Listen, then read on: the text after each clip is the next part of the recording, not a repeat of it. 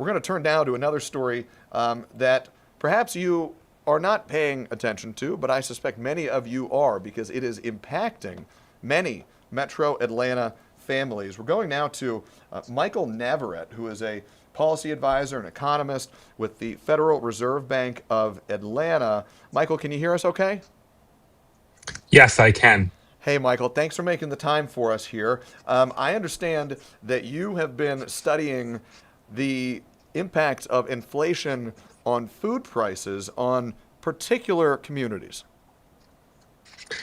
That's correct. Yeah. Me and my co-author, Silla Kim, in our paper, Geospatial Heterogeneity and Inflation, are studying food inflation across different regions in the US.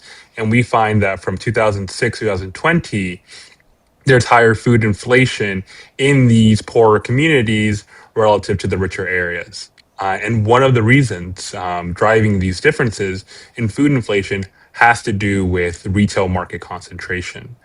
Specifically, the poorer areas have higher retail market concentration, which means that fewer firms control a larger share of total retail sales. And then when these poorer communities experience a cost shock, they're able to better pass on a higher share of that cost shock to consumers.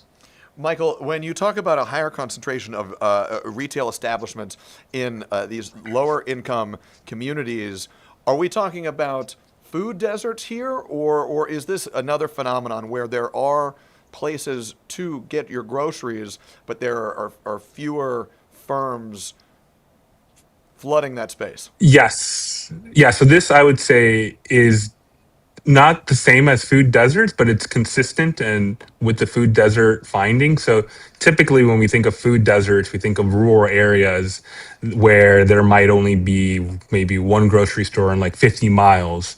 But the research that I'm doing here are specifically for metropolitan statistical areas. So by definition, these are all urban areas.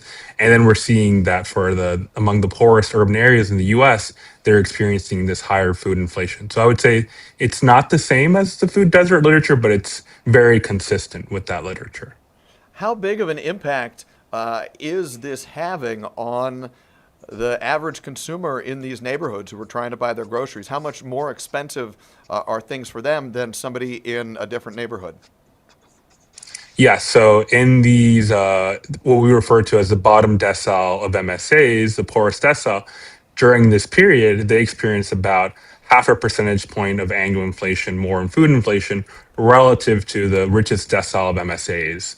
And if you accumulate over the entire period for 2006 2020, that's an 8.8 percentage point difference in food inflation.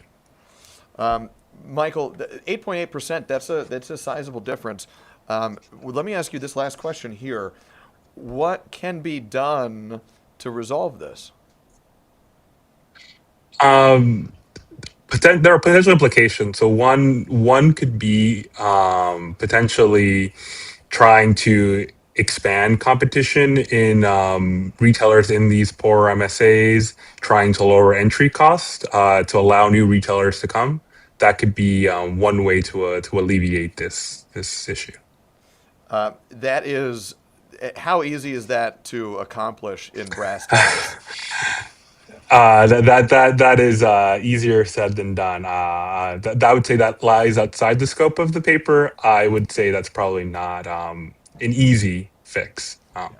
And certainly a policy question. I know I don't want to take you outside the scope of your paper, but I did want to get your thoughts on that.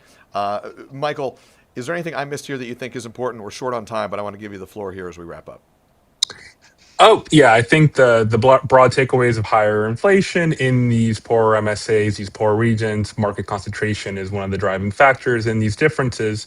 And not only do we see fewer retailers in these poor areas, but they also have fewer items. So the basket of goods available for consumers in these poor areas is more limited. Also, so I'd also like to state that. Michael Navarrete, we appreciate your time and your research here. Thanks for joining us. Thank you. It was a pleasure.